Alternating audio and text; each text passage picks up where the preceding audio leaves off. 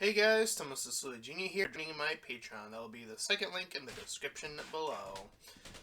So, the first thing I will say about this movie is that it's been a while since I've seen the original Jay and Silent Bob movie. And for the type of movie this is, I suppose if you're a fan of hypocrisy humor, or comedy, and or humor that is very meta and directed to break the fourth wall, then you probably will end up enjoying this movie. So with that being said, we begin this movie with a little animated short thing, and then we see that a man is getting arrested he's trying to make his way into the store, and in the process, Jay and Silent Bob make their way out of the store and are the ones being arrested. So their lawyer claims that he has watched plenty of Law and Order, and I should also mention that there is a lot of just, claiming something from a movie. There's a lot of that going on. A lot of movie humor as well, of like, you probably would have to know your stuff to know what is going on. But Jay and Silent Bob are put in a place where they are to sign a document, and they sign it without reading, because of course. And after he defends them, he immediately switches sides to prosecute them and say that Saban has owned them, the guy that made the Power Rangers. And that they no longer have the right to their own names. Their names have been stripped away because they were in that one movie. They then come across another actor as they move into a store. They run into, I forget the actor's name. He's the one that's in all the, Alvin and the Chipmunks, movies. He's the one that, says, Alvin! In that scenario. So they have him actually mock the Chipmunks in a various amount of ways, again, making those very direct references. And he's going on through a exposition about how the difference between a reboot and remake happen. A remake being, you remake the same thing, and you slightly change things around, and then in a reboot, you don't really care about what you change, and you keep it exactly the same, except it's just remodernized and diversified, and they actually say diversified within the context of the movie, so I'm just reporting what happens in the movie. So they learn that the movie that they were featured in, called Blunt Man and Chronic, is again being remade and is again going after diversity. And to make that point crystal clear, they used the new Star Wars, which that is very timely considering, as an example of well, in this case, technically, I guess, a continuation, but still using the same sort of thread of, like, how you move through the story. Anyways, Kevin Smith's character, not Bob, but the other one, the actual director, because he is the director, which is an oddity unto itself, he says that the only way that a lot of these things is that they are able to fail and move upward, which is something that I have definitely noticed in the movie industry and in YouTube, honestly. I've seen content creators do less and less and less, and they get more and more and more. And I keep seeing these YouTuber helper people saying, oh, you just have to make better quality content. And I'm over here sitting here thinking, that's not true at all, because you have people like Chris Stuckman, and I'm not even afraid to say names indirect. You have people like the Nostalgia Critic, again, uh, who have severely just, their quality has just been, uh, or the ability to review things properly has gone completely downhill or has remained stagnant in Stuckman's case, and yet they get more and more popular. And here I am trying harder and harder and harder to make my movie reviews a little bit lengthier, try to get in depth, trying to really dig down. And I know I don't have the best camera around, but I'm trying to make my reviews have more purpose within the context of what I'm actually saying. Anyways, back to the movie. Um, so within this whole failing upward, they actually mention their own movie and look to the camera and just shrug and they go loop-a-doop-a-doop. So yes, they break the fourth wall, and they learn how they decide that they want to ruin this reboot. That is their plan.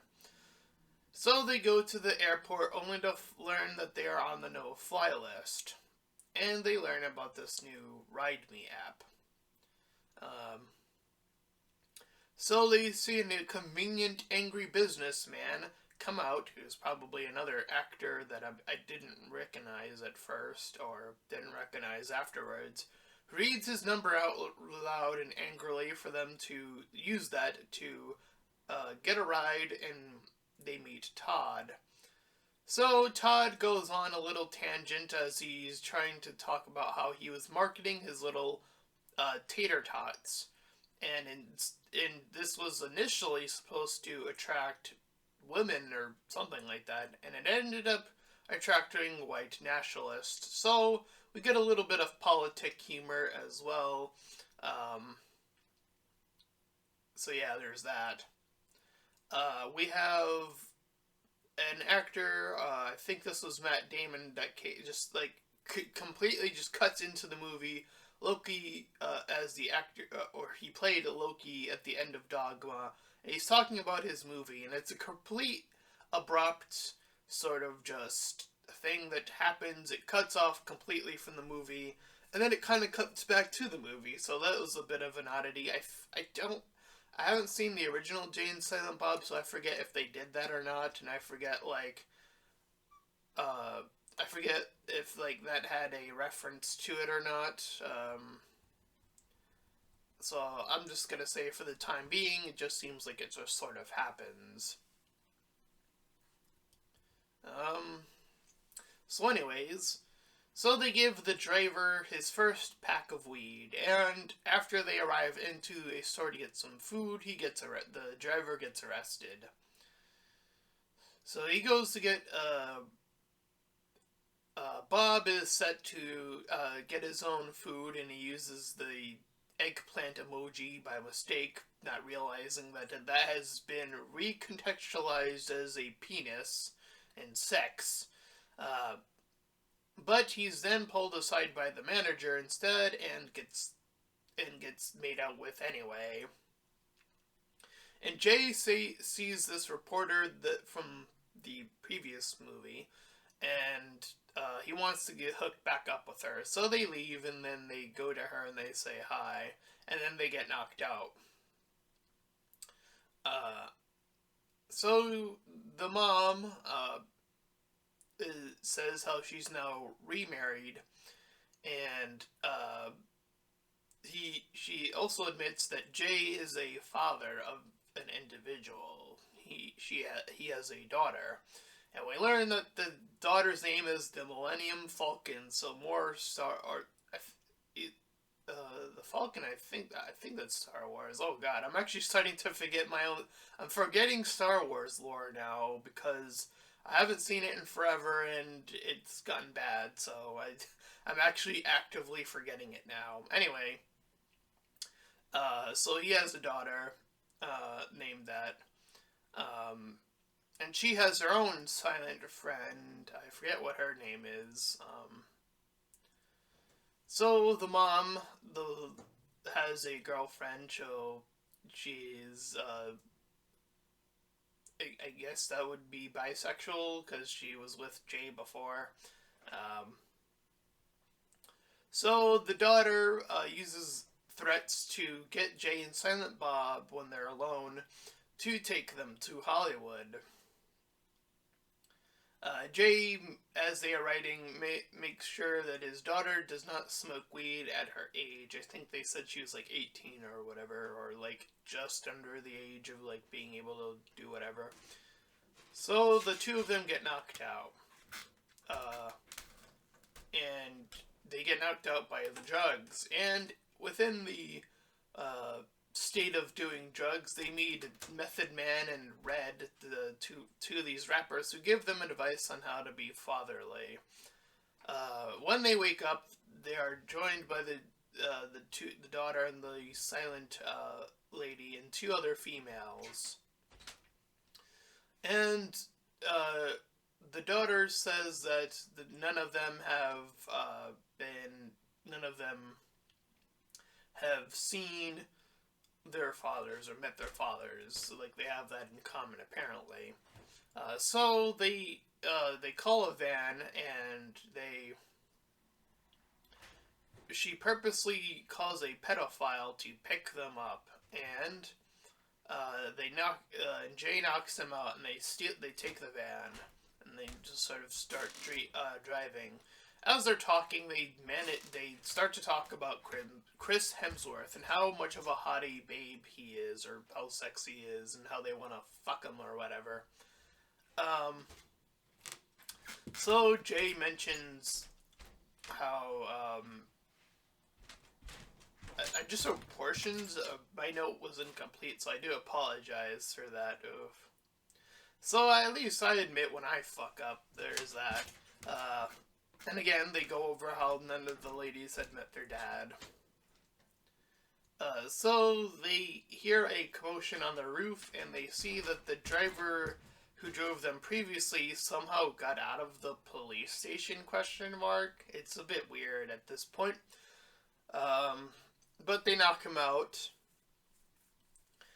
They take another car, and then because the ladies went on ahead and they left the two behind, and then they see that the four ladies have been captured by the KKK, and they're still in their uniforms. Like, what? Okay. And we also get another cameo at this moment by wrestler Chris Jericho, who's, I guess, technically the leader within this group, or at the very minimum, he's the one that speaks up anyway. So Bob comes out and he starts talking, which I don't remember if he's ever done that before. Again, I haven't seen Jay and Silent Bob in a long time. So he's doing this entire gimmick to distract them. And then Jay swings in with the van and throws some shit on them. So they get to the Hollywood sign, and the daughter still talks about how she wants to meet their dad. Or her dad, I should say. So they get to the convention that this movie is being or a portion of this movie is being premiered at, and they meet some guy that's like the introduction guy, and they see Chris Hemsworth as a hologram, so he's actually in the movie. He's not just mentioned by name; he's in the movie. The group splits up as the four girls, again, they wanted to be featured in the movie because they were looking for extras in this little convention. And again, Jay and Silent Bob want to stop the film. So Jay hugs his daughter, still not saying the thing yet. And the two of them get stopped by the cop, but they manage to sneak in as the other actor makes his way out. They see Jason Biggs and James Van Der Beek.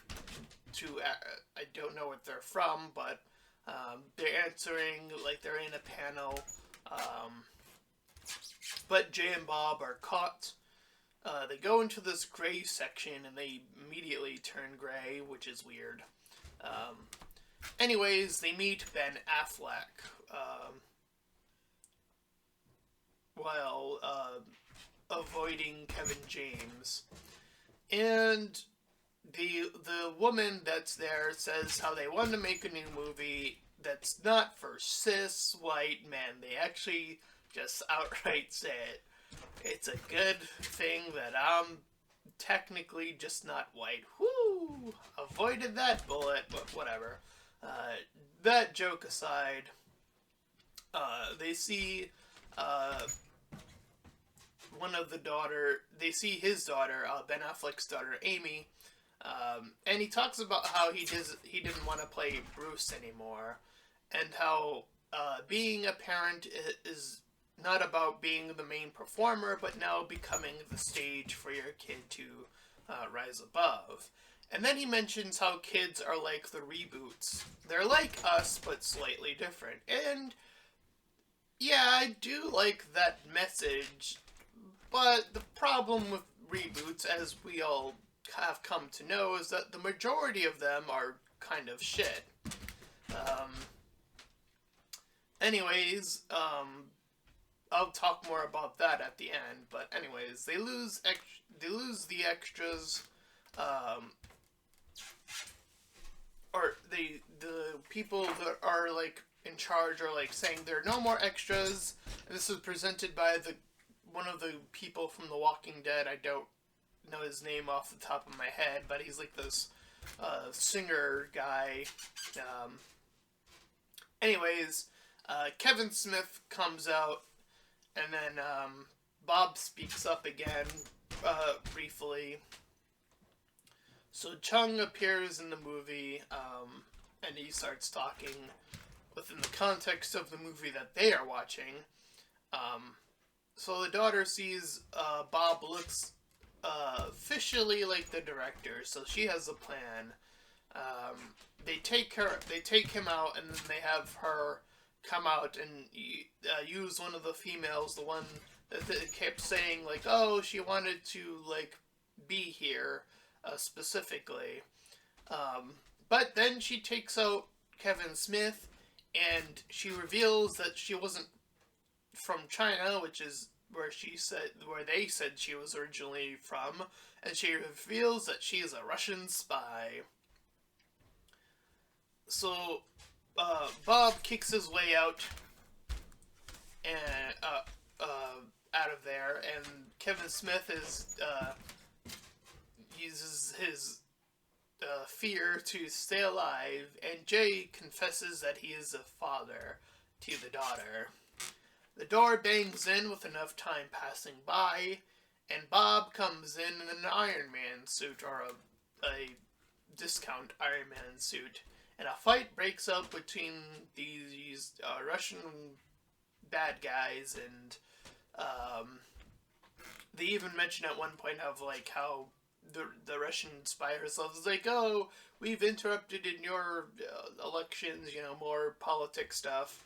The daughter breaks out some weed, and then they use it, even though it doesn't affect them as much, which is odd. So the Russian baddie pulls out this sonic disruptor, and then they're all affected. But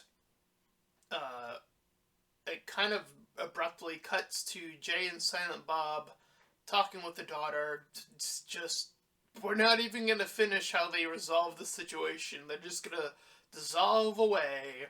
They get coffee, and Jay starts to talk about all the other stories. And we cut to a nice little last cameo. And it's from Stan Lee. And that was Jay and Silent Bob, the reboot. So, here's the thing, right? They talk about how kids are like our reboots. They are like us, but again, slightly different enough. And again, as I mentioned, I don't think that is an apt comparison necessarily. Again, just from the amount of reboots that I have seen, the vast majority of them just don't work that well.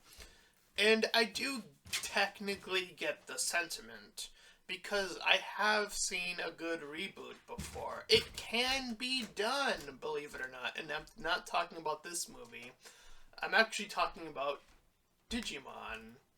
Um, well, it's not, again, technically a reboot. It's actually more like Star Wars in that it's more of a continuation. Um, and for what it was worth at the time, I thought that Digimon did it. Not only that did they recontextualize the word reboot before this movie even did, so that's not even original anymore. Digimon did it first. Digimon did it first. So there you go, Jay and Silent Bob. Yeah, ripped off Digimon. No. Jokes aside, I get it. I get what they were trying to say. But again, if the example I'm able to come up with is only one movie, and that one movie is an anime that's like, it's not as popular here than it is, in the West, there's that to consider.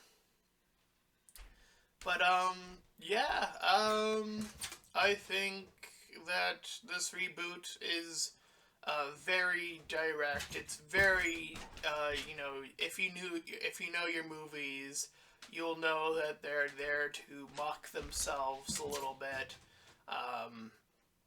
There's just a lot of that going on. A lot of just using direct politics to say see, we get it, but we're gonna do the exact same thing. We're to say the problem, and then we're just gonna do the exact same thing. And to give the movie some credit, they tried to have the additional story, or the contextualized story within Jay having a daughter. Again, trying to contextualize the reboot is within the kid, and the kid is slightly different. They try to contextualize that in the movie itself, so they do try. I just think that, some of the stuff is going to work and some of it's not going to work. I think more of the movie actors mocking themselves tends to be a little bit stronger.